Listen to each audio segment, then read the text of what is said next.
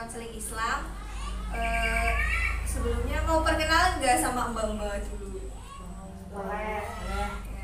Ya, perkenalkan ya, nama Mbak Aulia Disusaningsih. Nama saya Asep Faizal.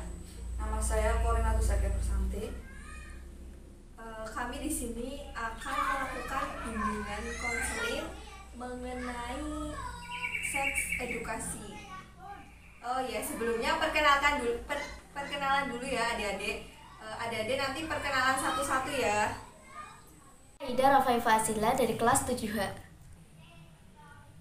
Nama saya Isnani dari kelas 9C. Nama saya Faizah Naufa Nabilah dari kelas 9D.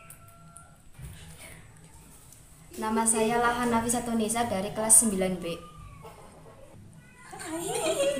Nama saya Bunga Faria Anissa dari kelas 7C. Nama saya Sarliana Atsayakti kelas 8C. Nama saya Ida Tunangima dari kelas 7D. Nama saya Nurina Sianafis dari kelas 8A.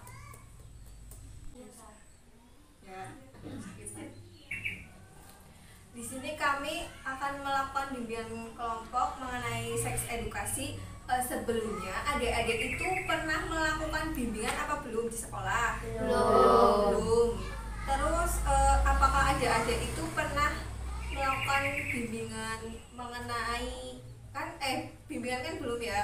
Kalau enggak mengenai seks edukasi gitu, adik-adik pernah mengikuti acara seminar acara apa gitu di sekolah, ada nggak? Enggak ada. Oh, terus kemudian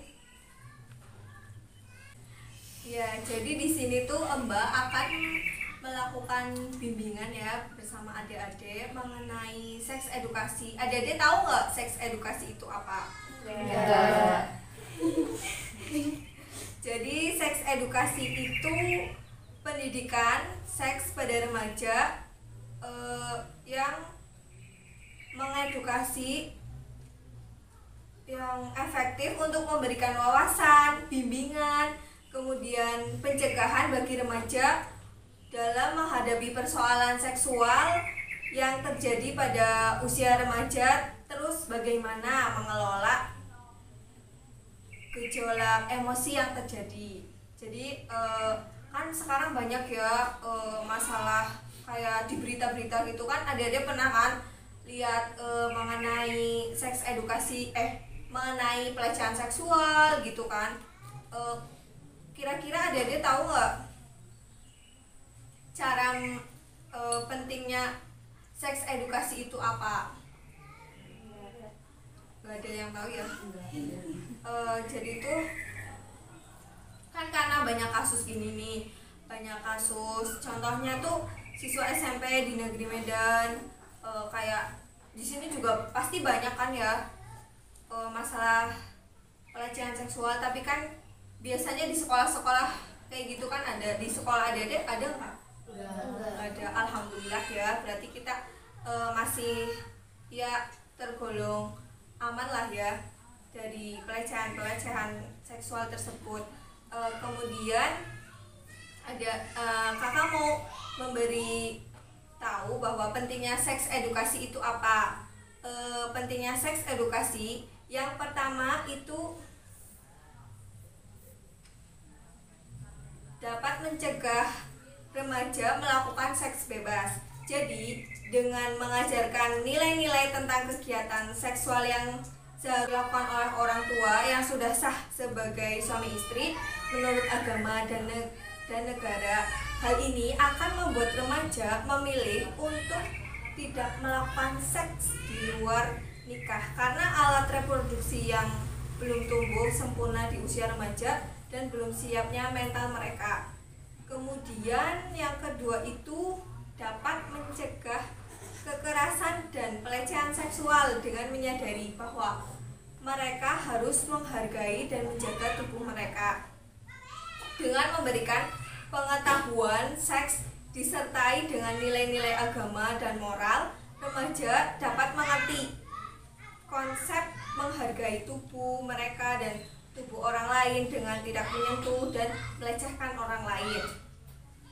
Remaja juga diajarkan tentang konsep konsen, di mana mereka berhak menolak orang lain untuk menyentuh tubuh tanpa persetujuan mereka. Misalnya nih ya, adik-adik itu berhak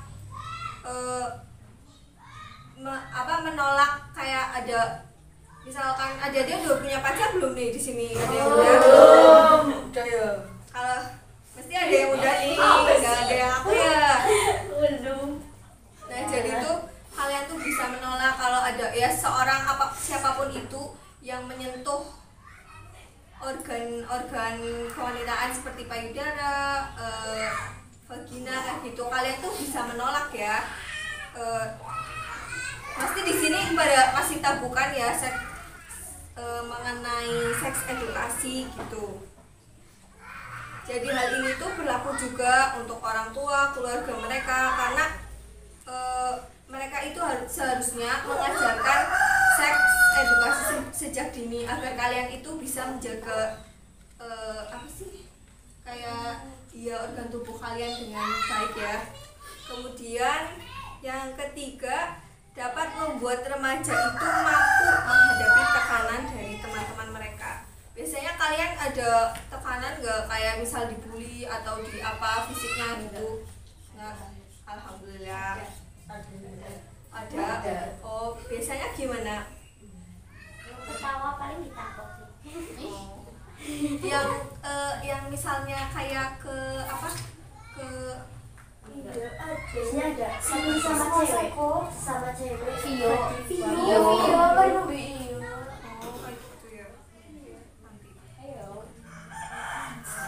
Jadi tuh kalian bisa menolak saat teman-teman kalian tuh ada yang mengajak untuk melakukan kegiatan menyimpang seperti nonton film, porno. Kalian pernah nggak?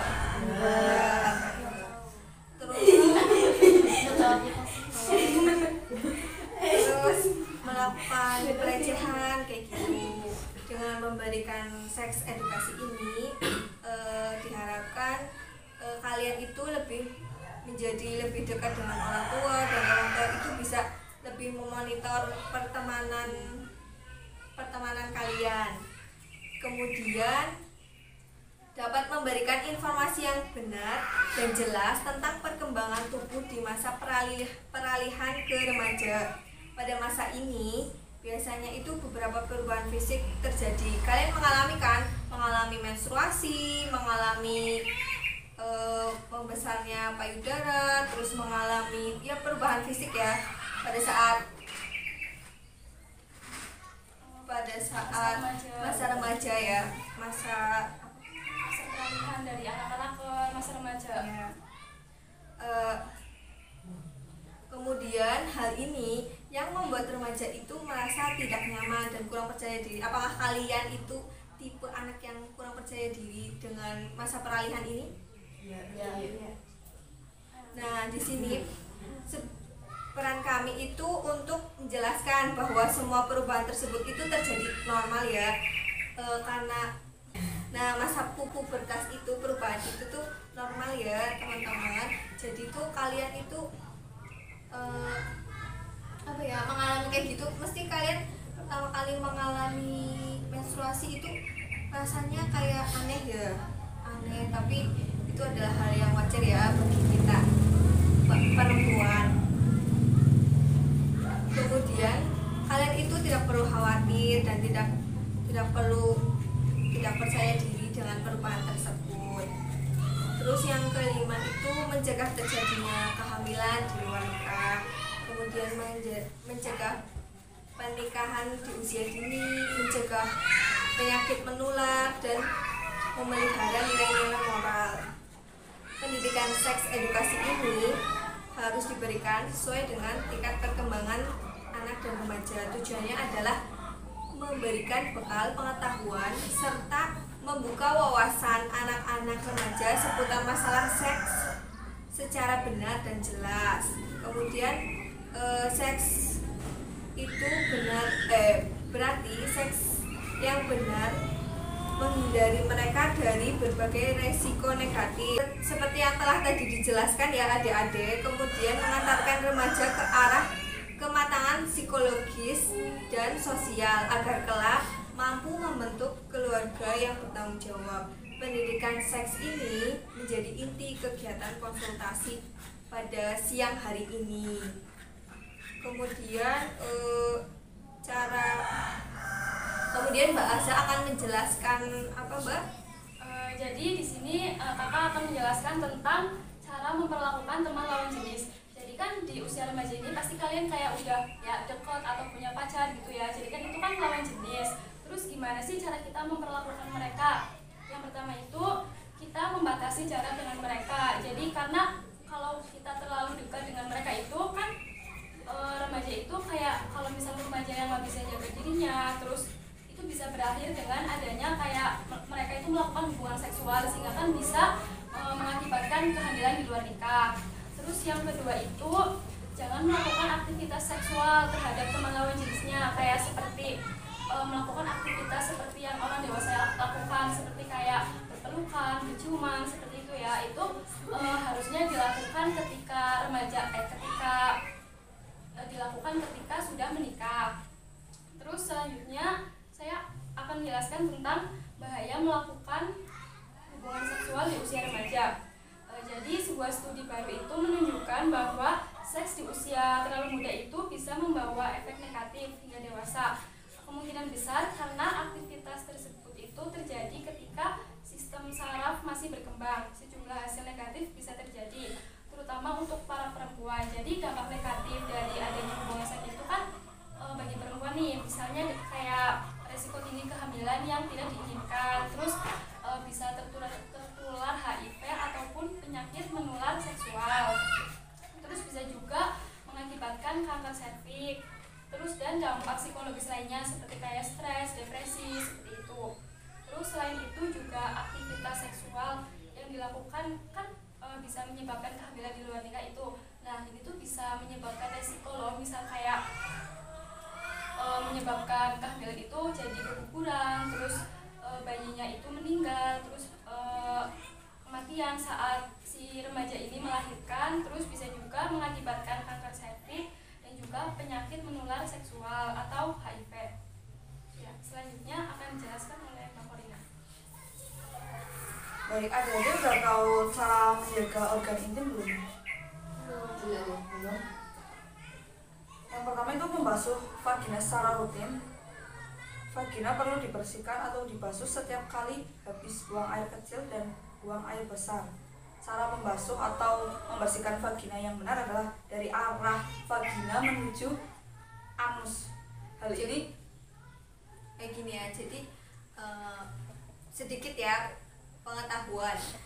Jadi itu dari atas ke bawah, jangan dari bawah ke atas ya. Itu tuh kalau dari bawah ke atas itu tuh bakteri yang ada di bawah itu akan naik ke atas. Jadi kan jadinya itu kan daerah situ kan jadi lembab gitu ya. Jadinya yang benar itu dari atas ke bawah kayak gitu. Lanjut Mbak. ya, hal ini bisa untuk menghindari perpindahan bakteri dari anus ke vagina yang dapat menyebabkan infeksi. Setelah membasuh vagina hingga bersih, jangan lupa untuk mengeringkannya dengan handuk atau tisu toilet yang lembut. Terus yang kedua, menjaga keseimbangan pH alami vagina. Membersihkan vagina menggunakan sabun pewangi, gel atau antiseptik tidak disarankan ya, karena dapat mengganggu keseimbangan pH dan bakteri baik pada vagina. Selain itu, menggunakan produk pembersih kewanitaan. Kalian pada pakai nggak produk-produk kayak gitu, produk kewanitaan? Enggak mudah. Iya. Baik yang digunakan di luar maupun yang disemprotkan ke dalam vagina itu loh. Karena gini ya, kan menggunakan produk-produk kayak gitu tuh bisa merusak bakteri yang ada. Kan di vagina itu ada bakteri jahat, ada bakteri baik. Nah itu tuh bisa merusak bakteri baik yang ada di dalam vagina.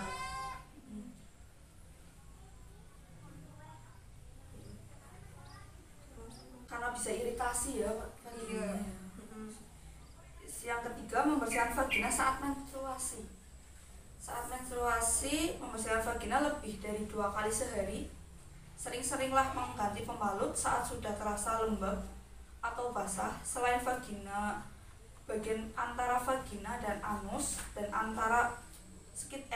dan area sekitar vagina juga perlu dibersihkan saat menstruasi. Untuk membersihkan vagina saat menstruasi cukup gunakan air hangat atau air dan sabun yang berbahan lembut. Yang keempat, menggunakan pakaian dalam yang tepat. Gunakan celana dalam berbahan katun karena bahan ini memungkinkan sirkulasi udara yang baik dan dapat menyerap keringat. Kemudian kalau pakai celana dalam itu jangan yang ketat-ketat ya adik-adik. Soalnya kalau yang ketat-ketat itu bisa mengakibatkan kayak ininya tuh vaginanya itu jadi lembab, jadi kayak kan vagina butuh sirkulasi kayak udara kayak gitu ya Mbak. Jadi jadinya itu nggak bernafas kayak gitu.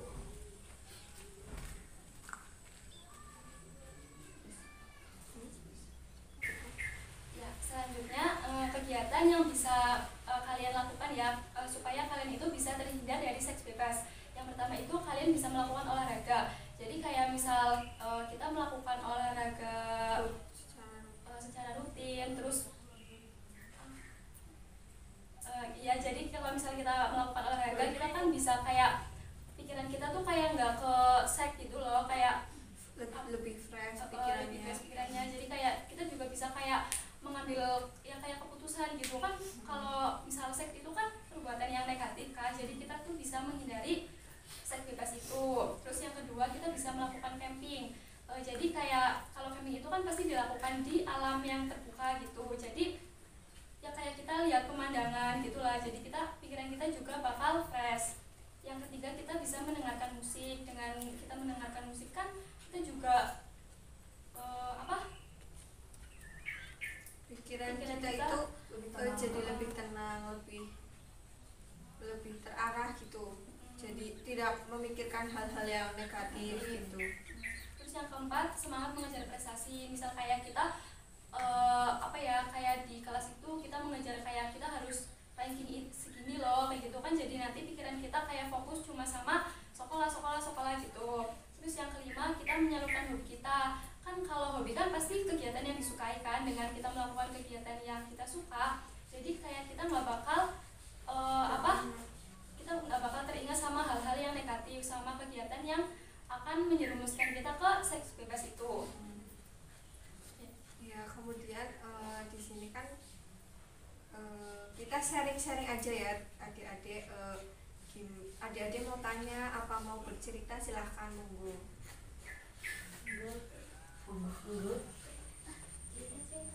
Cerita atau cerita mengenai seputar seks gitu. Adik-adik mau tanya apa, mau cerita kayak gitu. Monggo, silakan.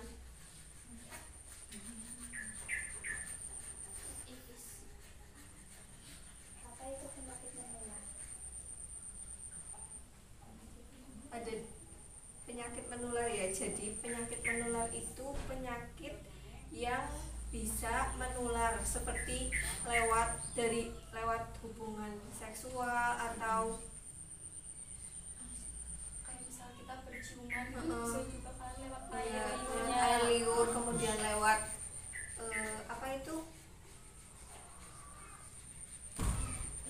lewat kalau kita berhubungan seksual itu bisa mengakibatkan penyakit menular kayak gitu. Gimana? Mudah nggak?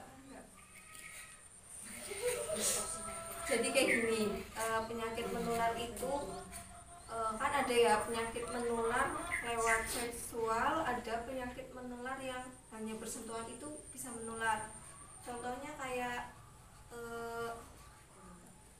kena cacar gitu loh, itu kan termasuk penyakit kayak menular kayak gitu. Nah itu tuh karena bersentuhan kayak gitu, itu namanya bisa penyakit menular yang bukan lewat seksual. Kalau yang lewat seksual itu biasanya karena berhubungan, dan salah satunya itu sudah terkontaminasi oleh penyakit seksual itu. Jadi yang satunya karena berhubungan seksual, jadinya yang satunya itu kena itu. Mudah nggak, Din? Kemudian apalagi kira-kira?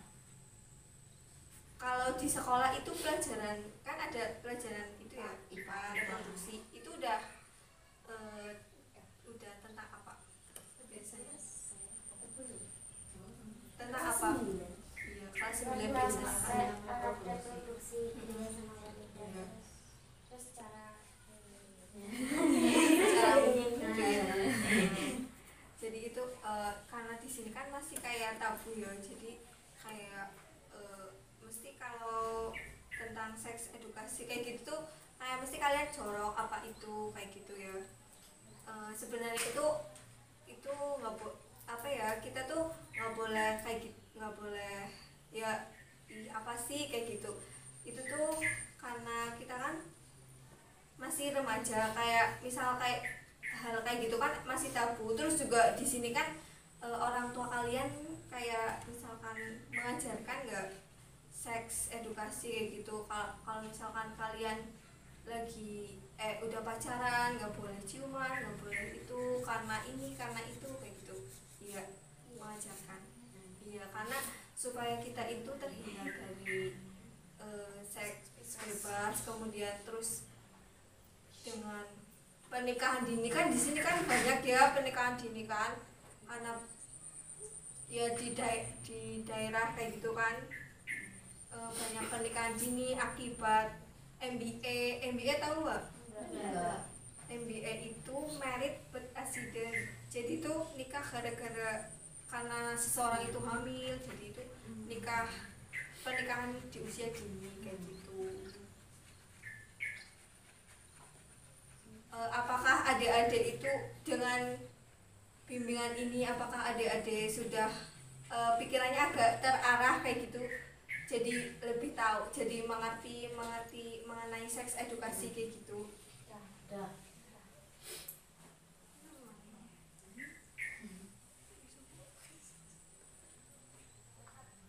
Jadi karena adik-adik kan udah agak mengerti, udah paham mengenai seks edukasi itu, terus bagaimana cara menjaganya kayak gitu. Jadi kita tutup sesi bimbingan konseling ini dengan membaca Alhamdulillah. Alhamdulillahirabbil alamin.